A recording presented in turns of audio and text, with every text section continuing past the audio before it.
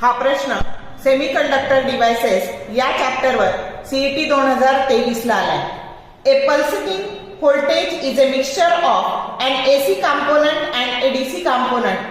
The circuit used to separate AC and DC component is called.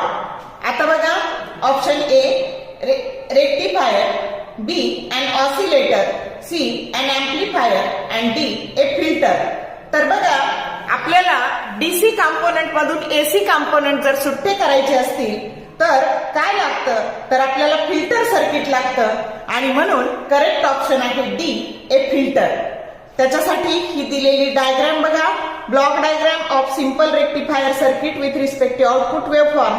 आणि त्याच्यामध्ये तुम्हाला दिसतंय की जर आपल्याला डीसी कंपोनेंट मधून एसी कंपोनेंट काढून टाकायचे असतील तर आपल्याला फिल्टर यूज करावं लागतं. शॉर्ट व्हिडिओ आवडले लाईक करा, शेअर करा, कमेंट करा. For more useful tips and tricks keep watching wings of physics. Thank you very much.